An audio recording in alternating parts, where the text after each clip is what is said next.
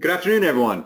My name is Joseph Noy, and I want to welcome you to today's webinar, Leveraging Technology to Become a World-Class Function, based on the key findings from the NeuGroup's Principles of World-Class Treasury Management Systems project. On behalf of the NeuGroup, I want to thank all of you for joining us. For those of you who don't know me, I'm the founder and CEO of the NeuGroup, which is the leading facilitator of peer knowledge exchange for finance and treasury leaders, with a network of 18 membership groups conducting over 30 face-to-face meetings a year. These groups cater to finance and treasury heads and their direct reports across functional responsibilities and global regions. The NeuGroup also offers a supporting research program, NeuGroup Peer Research, of which this project is a part, to better facilitate knowledge exchange from and for practitioners. And finally, I'm also the founding editor and publisher of our flagship publication, iTreasurer, which is your trusted link to treasury information like this from our leading peer network. Now for a quick overview of the agenda. We'll start with introductions and a bit of housekeeping. Then I will summarize some highlights of the key findings from my perspective. I will then hand off to Tiffany Selby from Qualcomm, part of our project member core team. Tiffany is a senior treasury analyst with Qualcomm, the global wireless technology company based in San Diego, where she is responsible for global cash management, and as part of this, creating global standards and best practice controls around cash management infrastructure and supporting technology. She will be joined to speak to the strategy findings from our project by David DeGennaro from PwC, one of our project partners. David is a director of PwC's Advisory Corporate Treasury Solutions practice. He has over 20 years experience assisting global corporations and financial service organizations with treasury and risk management issues, including countless treasury technology solutions. Then we will move on to Eli Brown with UPS, another member of our project core team. Eli is Treasury Process Controller at UPS, the Atlanta-based global logistics leader, which means he is also part of governance around processes, implementing practices, and supporting technology. He will be joined by Jason Torgler from Reval, another one of our project partners, to offer perspective on the implementation findings. Jason is Senior Vice President for the Americas at Reval, where he helps companies understand how their business challenges can be addressed with the power of an all-in-one SaaS solution for treasury and risk management. They will be followed by Jeremy Kidd from Cargill, one of our focus group participants. Jeremy is Treasury Transformation Project Lead at Cargill, the Minneapolis-based global food, agricultural, financial, and industrial products and services company. Jeremy's part of a growing Treasury IT liaison trend that he will touch on later, as well as representing a Treasury project manager role that is a critical success factor for Treasury transformation, where Treasury management systems almost always play a part. He will be joined by John Henson from Citi, the third of our project partners. John is a director with Citi's Treasury Advisory Group, which advises clients on best practices in treasury and liquidity management. They will speak to the support findings. Then to close this webinar, we will take some time for Q&A. Here you have the headshots of our panelists, so you can seek them out for face-to-face follow-up when the opportunity presents itself. Not pictured here, but deserving recognition is Ursula Conterno, who is a director of peer knowledge exchange on my team and was the project leader on our side for this effort. She did a great job and has my appreciation. Thanks, Ursula. Together, we thank our project partners whose sponsorship, both financially and by sharing their unique expertise, allowed us to undertake this project for our members. And we also thank the NeuGroup members represented capably by today's three practitioner panelists. And I know there are a great number of you listening in. Without your engagement, none of what we do is possible. So thank you. So I assume now that I've gotten all this out of the way, that everyone who is intended to join this webinar is with us. So before we get to the meat of the content, I'd like to go over a few items so you know how to participate in today's event. You can see on the screen and in our deck a picture of the attendee interface. You should see something like this on your own computer in the upper right corner. You will have the opportunity to submit text questions for today's presenters by typing them into the questions pane. You may send your questions at any time during the presentation. We will collect these and address them during the Q&A session at the end. If any of the submitted questions remain unanswered at the end of the webinar, We will email the answer to the person who raised the question within 48 hours. Also, this session is being recorded and will be made available to you and those who are not able to attend in the next 48 hours. Okay, now a bit of scene setting for the Principles of World-Class TMS project. What is it all about? The NOI Group launched this network-wide initiative in response to repeated member discussions on TMS topics. Something related to treasury technology solutions comes up literally at every meeting, whether it's part of the agenda or not. Therefore, we decided it was time to do a world-class project for treasury management systems that would follow in the footsteps of world-class projects we had done earlier for FX management and global cash management. Our objective, shared with our project partners, was to create and validate with our members a principles-based framework for any treasury department to select, implement, and support treasury management systems in a world-class manner, and perhaps most importantly, in accordance with a well-thought-out strategy. For most, this will be a roadmap to reach your desired treasury technology solution end state. For everyone, it should be about leveraging technology to become a world-class function, which is why this is the title of today's webinar. In accordance with the NOI Group approach, a survey was developed by a core team of NOI Group members with input from our project partners to show how respondents go about selecting, implementing, and supporting their systems. We got about 82 responses from across industries and from companies ranging in size from 5 to 100 plus billion. Primarily our members responded, so it has the sample bias of companies active in our network, which is all about knowledge exchange, benchmarking, and peer validated best practices. To get peer validation of the findings, we facilitated a series of interactive conference calls with the project team, culminating a face-to-face focus group meeting to analyze the results and develop findings. So on to the findings. Okay, so you're listening out there and maybe thinking, part of the reason I'm here is that I don't have the treasury technology solution that I want. Well, you're not alone. Nearly 70% of the respondents to our survey do not have the end state they desire. This does not mean necessarily that they're not satisfied with their current setup. It just means they know that where they are now is not where they hope to end up. And this is where we get validation for what we think we already know, namely, almost everyone wants a comprehensive single instance TMS as part of their desired end state solution, 97%. And more want a standalone TMS, 66%, than an ERP TMS or treasury module, 31%. And nearly half want the standalone TMS as their only end state solution versus half as many for the ERP TMS. The corollary to this finding is that any secondary solutions need to be justified by real functionality requirements and the ability to be highly integrated with the main system. So I should point out at this stage that these high-level findings are presented in more detail in the report, which we will circulate some information about in follow-up to this webinar.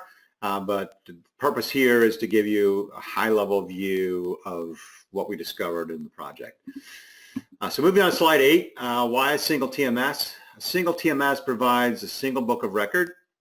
It's the best vehicle for straight-through processing and integration, at least within the treasury environment and with an ERP integration with the enterprise systems. A single TMS provides for centralized governance and controls. And what came out of the focus group discussion and is missing from our survey results, scalability or the ability to grow with the system. Single TMS does this better than an array of separate systems, according to our focus group. So in simple terms, moving on to slide 9, the task before Treasury is determining how to get from the current state of Treasury technology to the desired end state, a single comprehensive TMS. If you look at this table, which shows the current state of technology used for key Treasury activities, you see where a single TMS or ERP is not carrying its weight relative to spreadsheets in particular, but also specialty third-party systems. Now, for me, this sets up a useful exercise for any Treasury to perform. See where you are relying on spreadsheets for a significant portion of Treasury activity or an array of specialty systems, and probe whether that activity can be done on a comprehensive TMS, either that you have implemented or are considering. And if you have a TMS, ask why it is not being leveraged more for that activity. Is it because your TMS can't do it, does not have the functionality, you can't or won't do it the way the TMS wants you to, or you haven't learned how to do it in the TMS, or finally, you're just used to doing it in spreadsheets and not wanting to change?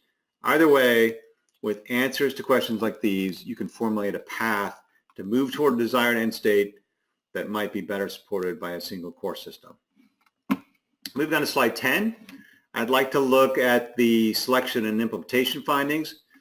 Number one, resources, and in particular, treasury resources are key to world-class treasury technology solutions. If you don't have treasury leadership for a treasury technology project, it will not be a success, no matter how world-class the solution you select and implement might be. Number two, because of this and the reality of resource constraints in most treasury departments, more treasuries are coming around to the idea that they should adapt their way of doing things to the way the system is designed to handle it. This is not what the survey said. Incidentally, 75% said that their requirements should take priority over the systems approach. But this was the conclusion of where things are headed from our focus group discussion. Because of this, I've called on the entire treasury technology solution ecosystem, providers, users, and advisors to work proactively together toward the development and adoption of standard world-class processes and functionality to be supported out of the box. We may get pushback that best practice out of the box is not realistic, but I don't want to see that as a goal from the start.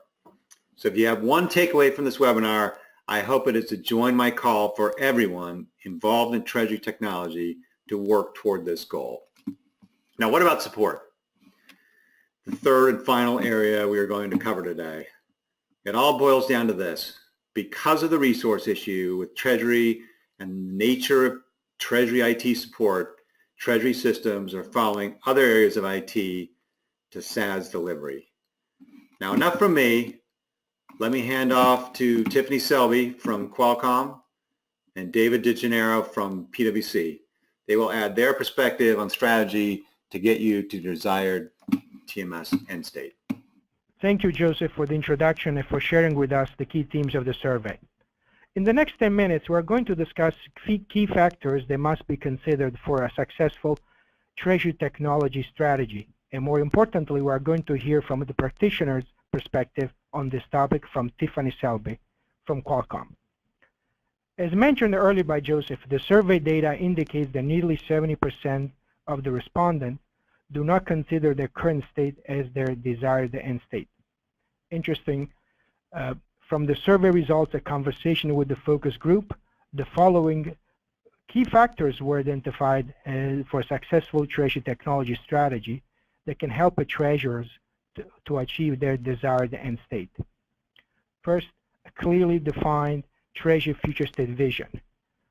Successful strategy requires a clear definition of the mandate and roles of the treasury function within the organization to really effectively support the company in achieving its business objectives. So it's very important alignment of the vision with the company's objectives. Future state vision in turn drives the business requirements, which is the second element. Clearly defined and prioritized business requirements, a key element for a successful strategy. Requirements should be taken into account not just current but also anticipated business needs, so should be also forward-looking. As an example is, if the company's plan is to set up an in-house bank, obviously the business requirement should reflect the in-house bank requirements and capabilities. Additionally, also, it's very important to prioritize the requirements to really identify the critical business requirements, the must-haves versus nice-to-have. This is important because it keeps focus on the strategy execution and also because it drives the business case, which is the third element. Having a solid, compelling business case is a key for a successful strategy. The business case will demonstrate the value of the initiative and also will be used to measure the success of the initiative itself. Company at the end must answer the question, Have we achieved the benefits that we initially envisioned? Also, too, is, as Joseph mentioned, what company do, what is the trigger for companies from moving from the current state to the desired end state? Through conversation with the focus group and survey results, the following were identified as causes or triggers for changing strategy or the adoption of a new solution. One is the changing level of a complexity of the treasury operations, maybe due to an acquisition or international expansion, or just changes in the business model of the company. This is a recurring one, which is the satisfaction with the existing technology. Maybe it's limited reporting or integration or straight-to process. Changes in the IT strategy of the company. Maybe the company has decided to move from on-premise solution to a cloud-based solution, or from a traditional TMS to an ERP-based treasury solutions. Last but not least, changes in the regulatory requirements. So Tiffany, what were the key drivers for maybe changing the technology strategies or adopting a new treasury technology solutions at your organization?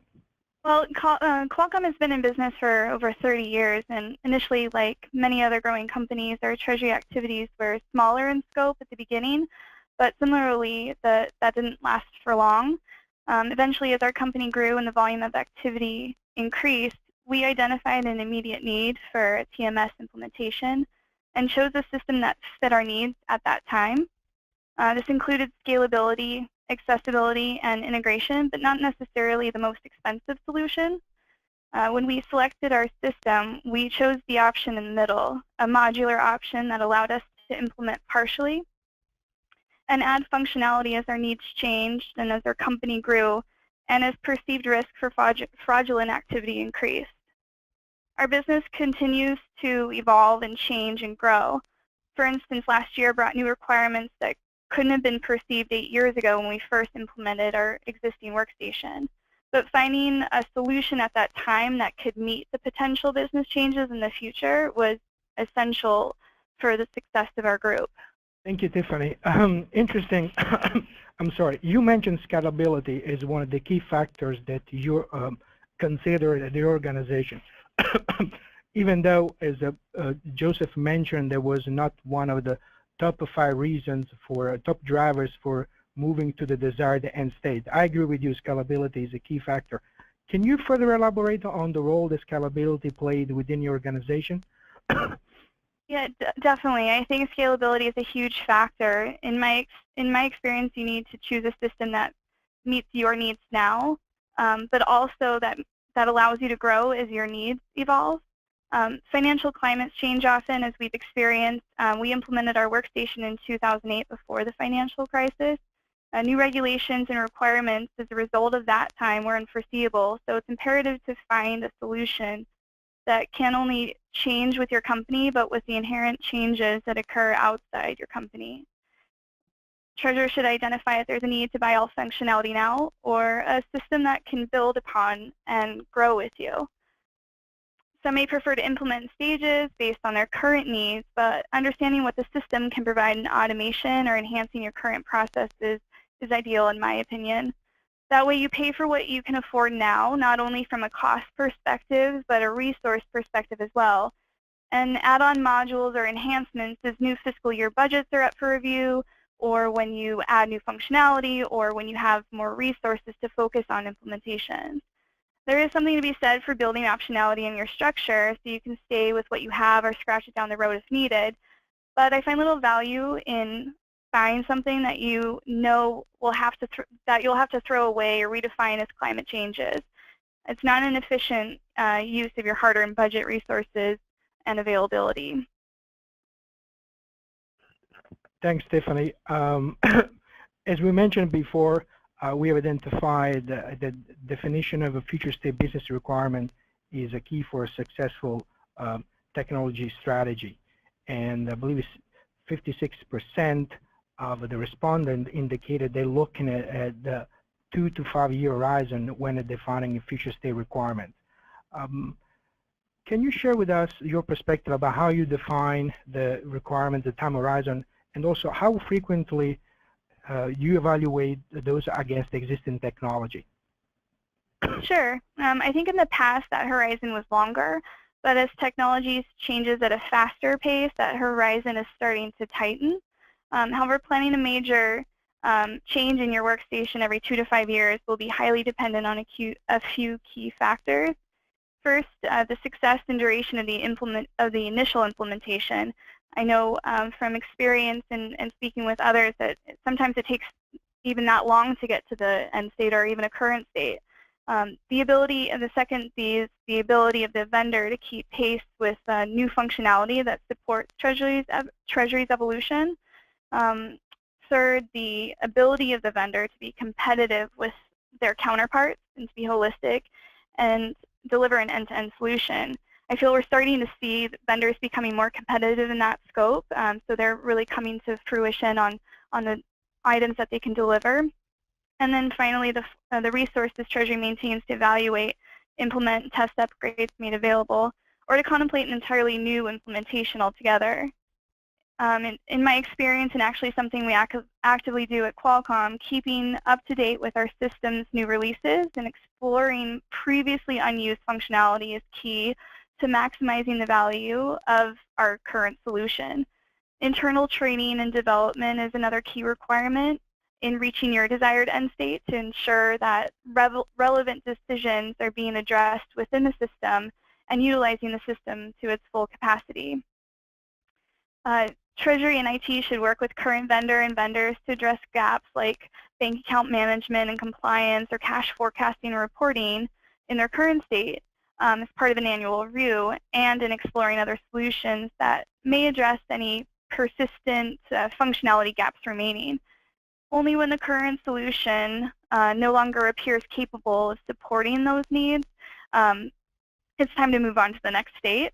Of course, this underscores the importance of defining the Treasury strategy and its desired end state before analyzing the enabling technology. Technology is here to help us and achieve our strategic goals after all. Okay, thanks, Tiffany. Interesting. You mentioned the success of the initial implementation as one of the key factors for a successful TMS implementation. This is actually a great segue for the next section that will be covered by Eli Brown from UPS, Jason Torgler from Reval. They will cover the key factors for successful implementation. Thank you, Tiffany, for sharing with us your experience and perspective today. You're welcome. David, Tiffany, thank you. This is Jason Torgler from Reval. As David mentioned, I'm joined by Eli Brown from UPS, and we're looking to share some perspectives and key insights that relate to successful implementations. Next slide. So there were 4 areas that were pinpointed in the intelligence provided back from the peer group and the survey results that dictate and have a high degree of impact success on implementations. Those areas are executive sponsorship, securing it in advance and having that sponsorship drive through the project. Number 2 is having a high degree of the Treasury practitioner or Treasury team leading the implementation effort. Third, having a well-defined future state, so not just looking at fixing your current state, but also scalability, as both David and Tiffany mentioned in the previous session, around scalability and meeting the demands of your future state and looking out 1 to 3 to 5 years, beyond your current state. And when possible, leveraging external resourcing to fill gaps at key points, which we'll touch upon shortly. So as it relates to executive sponsorship, as mentioned earlier, executive sponsor can help not only sponsor the initial business case approval for the project, but also help drive success throughout the project, including stepping in when issues arise. Eli, would love to hear from you as it relates to your project. How were you able to secure that support, and any comments around the ongoing executive participation in your projects? Yeah, Jason. So for us in this area, it really comes down to framing the challenge or the issue in a language that's important for the CFO. So that was one of the key decision makers, key executives on our project, And for us, and some of this came out in our peer group discussion, it's a little bit tough to build this case purely on efficiency because treasuries are pretty thin, and even if you leverage technology, you might not be able to offset the cost of the project purely from payroll savings. And it's also tough to get the support by saying, hey, our systems are outdated, because I know, at least in our organization, a lot of groups have outdated systems, and so that's not something that really jumps to the top of the executives list. So determining what the key factors are for either the CFO or CIO that can help drive your project. Things like cash visibility, that's a big topic here. Exactly where is my cash, where's my trapped cash? Do our systems currently allow us to see that the way that we want to? And is that something we can leverage in a sales pitch for a new system? Things like fraud risk and other areas that have been touched on before, such as regulatory changes. So that was a big push for us, and that was one that gave us a lot of momentum, because it's not just purely, hey, this is Treasury and they've got their own needs to serve their agenda, but this is bigger than Treasury. It's something that's important to our organization, and that really helped get everybody on board. Perfect. Thank you. Also love your perspective on the Treasury lead of the implementation. So the key findings from some of the surveys and the reports were that Treasury should take a primary focal lead in the deployment, not only starting out, but ongoing through go live. Yet some of the findings show that Treasury doesn't have the staff or the time or the dedication to support to the effort. So finding that balance between Treasury lead and their availability and their day jobs is a tough challenge. How did you address that at UPS? Yeah, and I do think this is a really key finding, and honestly, being in the middle of this right now, I can't imagine it being successful any other way. Ultimately, this is Treasury's ship to sail, and you want to have the captain working in Treasury, otherwise you might end up at a destination that you didn't want to go to. So for us, and I think Jeremy's going to talk a little bit about this later, but we established a Treasury Systems group at the beginning of our process as we were building our requirements and trying to gain momentum for the project. We knew it was going to be more than our current staffing could support, and so we formed a team dedicated to seeing this through, that reports up through Treasury and is responsible for all of the different aspects of the project. So as it relates to the future state requirements, one of the things that was brought up a lot was to identify what that 1, 3, 5, even maybe 10-year outlook would look like, looking into that crystal ball and baking those requirements and finding a way to bake those requirements into the selection process and obviously the rollout and maybe some of the phasing of the rollout. So from your perspective, what are some of the ways that you achieved kind of that vision towards the future, and how did you incorporate those requirements into your selection process and going forward into the deployment to make sure that you are future-proofed?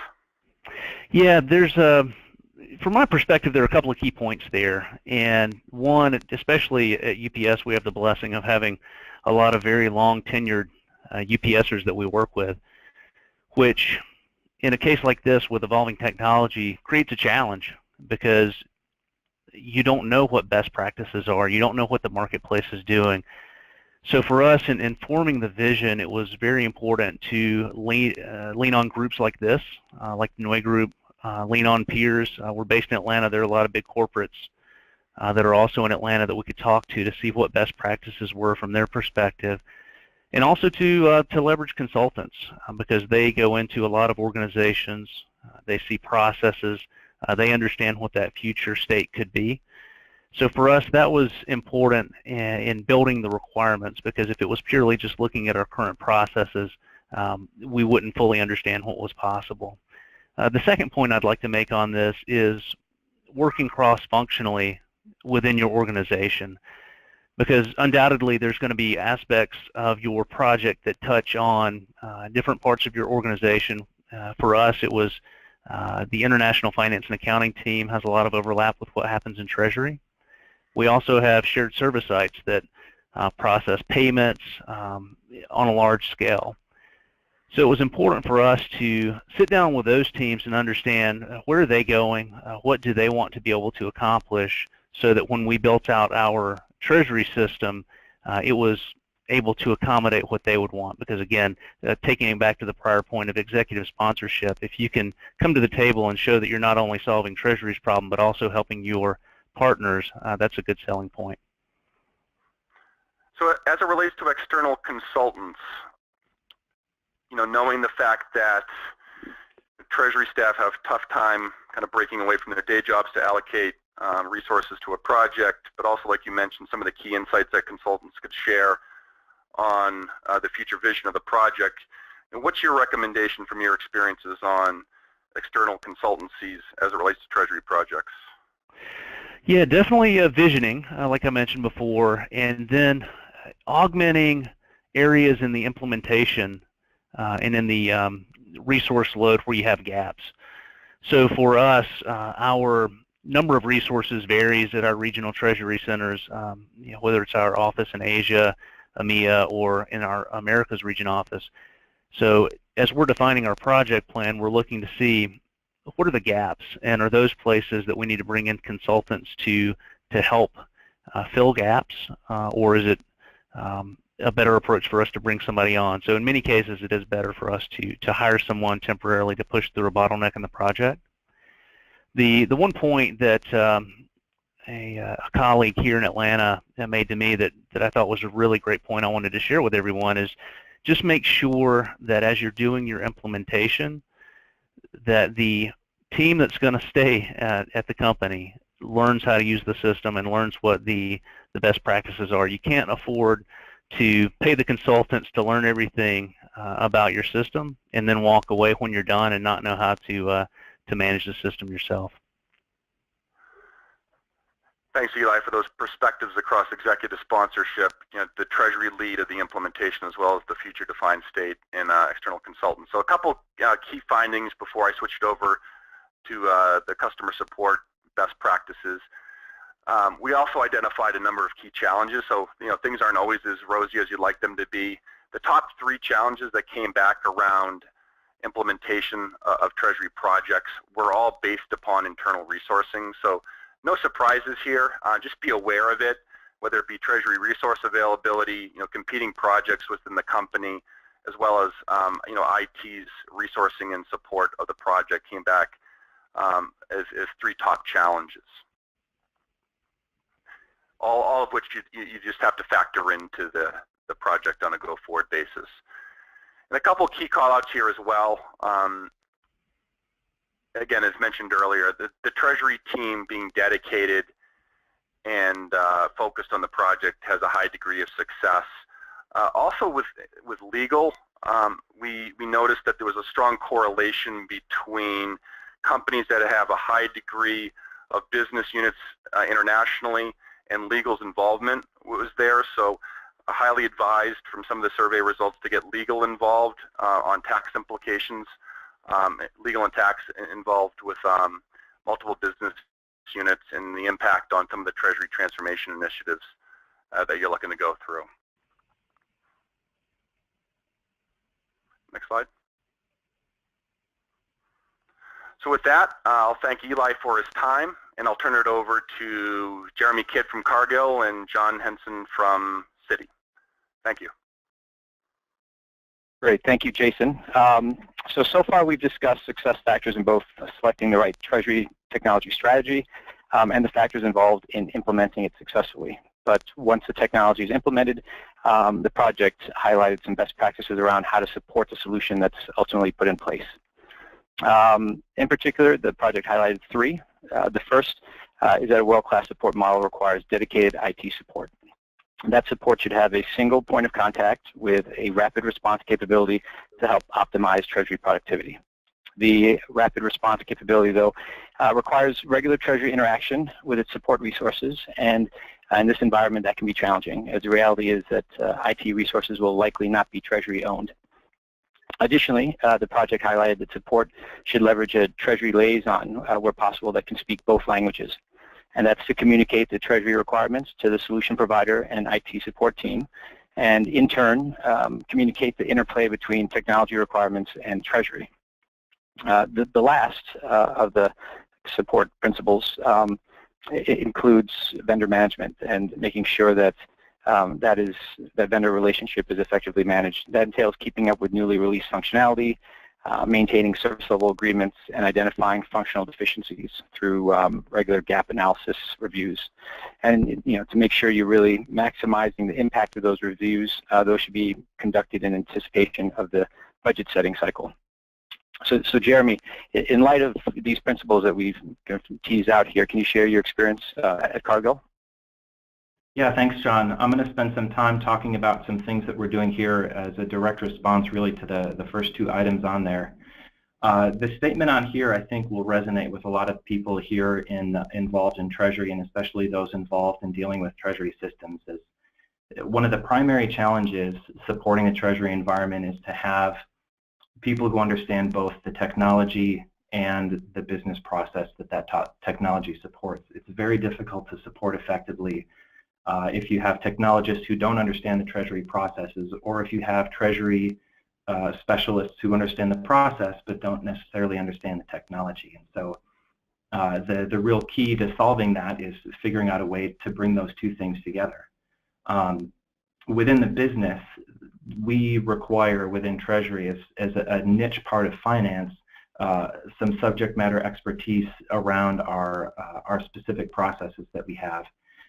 Because of the nature of the business that we're supporting in Treasury, the systems that are implemented in that space require a high degree of urgency and very short reaction times and issue resolution times. And without proper support, it puts a significant strain on the business resources, something that my colleagues have touched on already. And it creates operational risk. When you don't have proper support, you can't resolve issues, and if you're pulling your people away from the desk to deal with systems issues. Ideally, you might have a dedicated embedded team where your IT resources were in Treasury and you had a Treasury IT department, but the reality is that most Treasury departments don't have that kind of luxury. The organizational barriers that we have is it's just not cost effective to do that in every case. The organization is looking to leverage resources across the enterprise, and IT is one of those resources that's usually managed as a function that's shared across the company, and you start to lose the ability to focus on a particular business area, and there's a push and pull there to provide the subject matter expertise that's required for Treasury. There becomes limited availability when you're trying to resolve issues. You may not have the people that you need. Can create some redundant roles and just not get you the resources and the knowledge required to effectively support Treasury.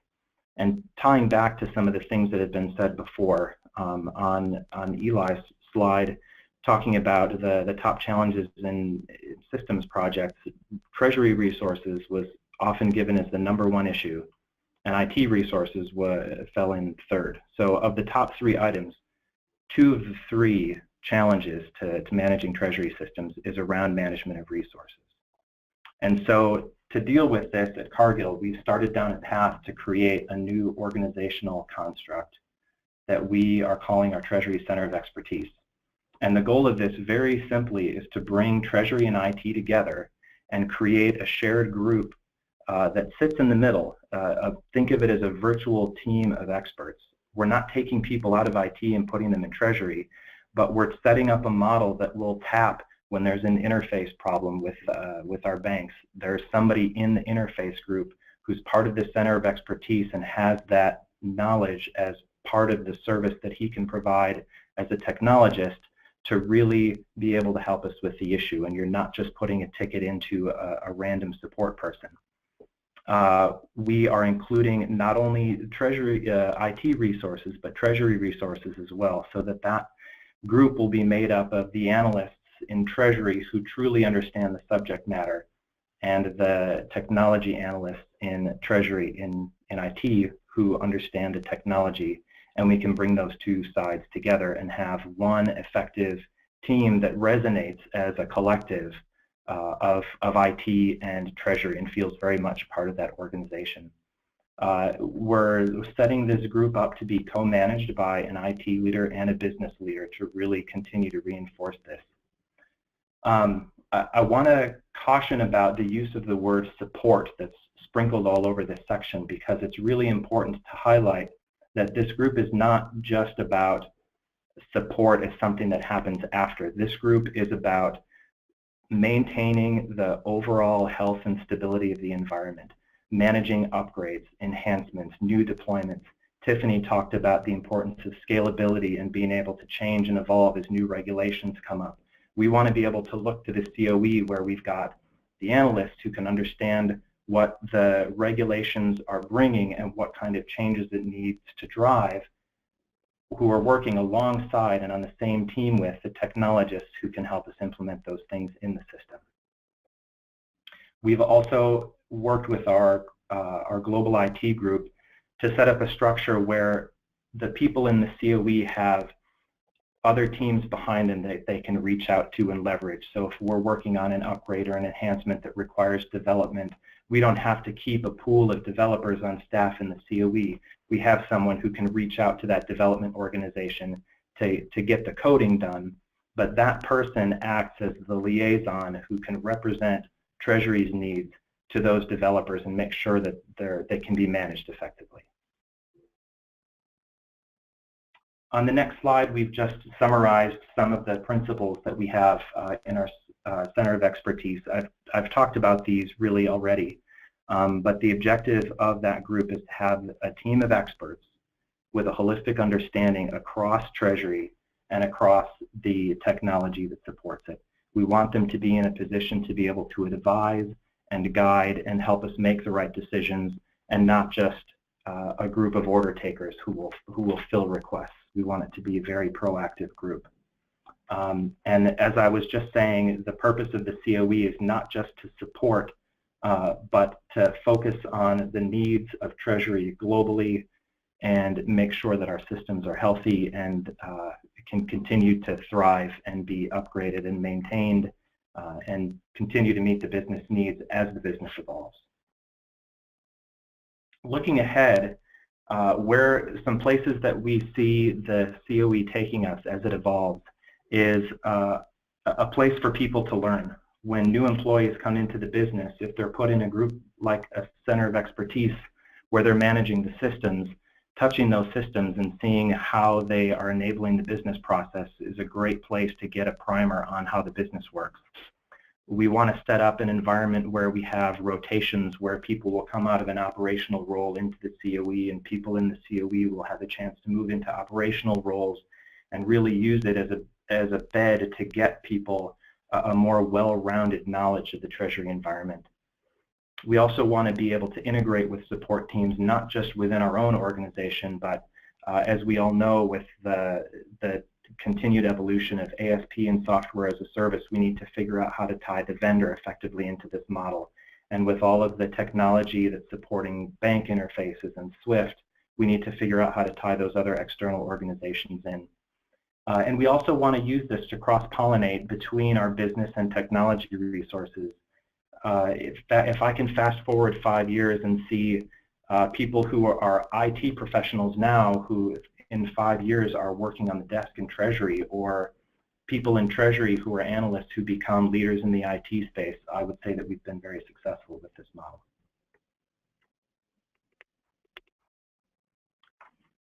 Back to you, John.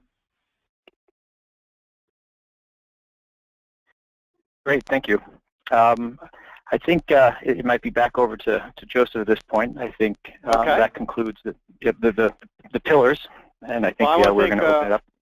I want to thank all our panelists for doing a great job of walking us through the 3 major areas.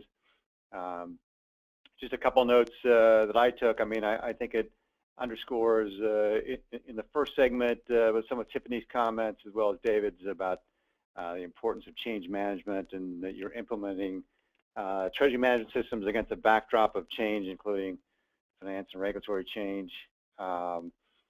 In the second section, the importance of the Treasury team, I think that can't be said enough. And then in the last session, just this idea of a more holistic view of support, crossing the Treasury and IT axis that Jeremy talked about. I think that's really something to highlight as best practice. So with that, I'd like to open up to questions. So if you want to start typing those into the interface, we do have a few questions already. And this one, maybe the first one, I mentioned the key aspect of the Treasury team. I guess it was directed at Eli at UPS. Someone was asking who made up the Treasury team that's leading implementation. Can you elaborate a bit on that? Sure. It's myself, and my background is in finance and accounting systems. And then we've got two other team members that'll be part of the project. Another guy that's got a lot of financial systems expertise, because in our view, Treasury systems and financial systems have a lot of parallels, and having the relationships with our IT partners was important. So folks that have had that career track were well qualified just to join our group. And then additionally, as we go through the implementation, we will be leveraging folks that are true Treasury practitioners to be more and more part of it. But as far as the Treasury systems team, that's the makeup of it from UPS. All right, thanks, Eli. So we have a couple questions surrounding this idea of having Treasury work to the system out of the box versus customization. There's a couple questions related to that. Anyone want to tackle that to start things off?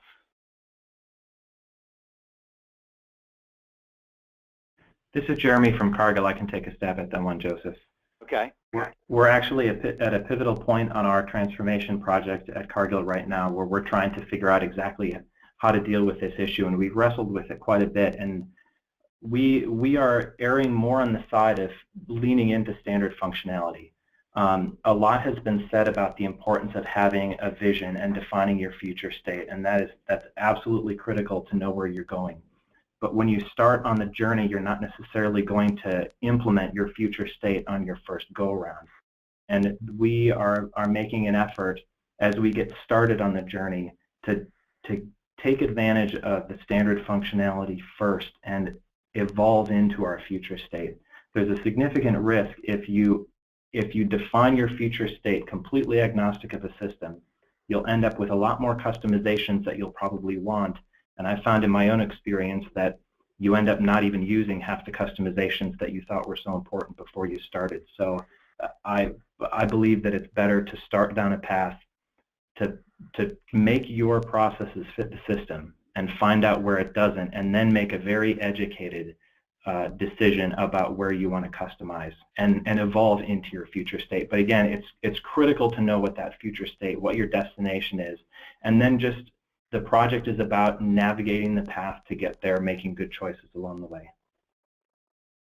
This is Tiffany. I think to build on that, I think that Jeremy has a lot of valid points, and I think that getting to that end state, as long as you're not utilizing all of your resources to get to your ideal end state, you'll have the optionality to build on that desired end state as your company grows and as you grow and as you get more resources as well. Okay, thanks for that, Tiffany. And then sort of a follow-up to that, if you're going to move down this path of doing it the way the system guides you, how do you navigate pushback from the business or the Treasury teams that are going to change the way they do things as a result? Sure, I can. This is Tiffany again. I think it's a very valid point. We usually drive that pushback, and we try to work with the vendor to build customization that fits our needs, but at some point you have to meet in the middle ground. But eventually, as the technology evolves, we're seeing that a lot of your requests or a lot of your desired end states are incorporated into the long-term planning of these treasury workstation or vendors. And so you kind of see an evolution of your ideas getting to fruition at some point, but the patience is really needed to kind of be in your existing state. Okay. Here's another question related, well, here's a question related to SaaS solutions. And it's how can we effectively drive integrations to other SaaS on the premise applications to support our business processes. So Tiffany, I think you're implementing a SaaS solution. Have you found, what have you found has been positive in getting integration between your SaaS solution and other systems that you're using in Treasury? So I think that the SaaS solution offers the seamless enhancements that the vendor provides. You don't have to take your system offline and reintegrate it for the enhancements or the developments or the new modules that are added to be competitive in the market. And as far as the other solutions, you have sometimes seamless integration between your different SaaS solutions across the board. And it's building those relationships with those vendors to integrate the 2 or the 3 or however many you have. But if you're finding the right solution, or again, it kind of goes back to pressing your vendor to build that functionality, and you'll end up getting there at some point. All right, thanks, Tiffany. Jason, do you have any comments on that front? Given that yeah, Joseph, I definitely echo what Tiffany said. Most of the SaaS providers have kind of a library of plug-and-play connectivity options, whether it be with trading portals or ERP systems, and definitely look to take advantage of those because they've been built for that specific purpose, and they're maintained and upgraded and serviced according to the ongoing need of that integration. But beyond that, the simple web services integration, file passing, whether it be for AP or AR, for bringing in for forecasting or other areas, they're all available, and you just need to talk to your provider about your business requirement, and they can give you the different options available. Okay, thanks for that. Here's a question about preparing your implementation team. For example, if they're new to technology and have to learn about it as they try to implement a Treasury technology solution, how much time do you need to make sure that they're effective, and what training do you make available? I guess maybe Eli, can you start with that one? Ooh, geez. I think that's a pretty good question. The process we're doing here is to, again, leverage outside resources such as consultants to help us on that learning curve, so that it's not purely on us to dig in and know all of the ins and outs of the system. And the other thing we've done is if there are other customers of the technology we're looking at that happen to be in the drivable area, going and sitting down with them to understand how their processes work. The question as far as how much time do you need to get up to speed, I don't know if I can give a great answer on that one. Probably depends on the complexity of your shop and on the complexity of the solution you're trying to implement. Thanks, Eli. I can just remember from the focus group discussion that the comment was made by someone that you've got to find the best person in your Treasury group that knows most about technology, and find a way to make them the project leader, even if they're valuable in their day job, because it's such a critical success factor. Yeah, Joseph, this is Jason. I mean, one other comment on that too is it's kind of striking the right balance between, during the implementation, the configuration exercise and the training.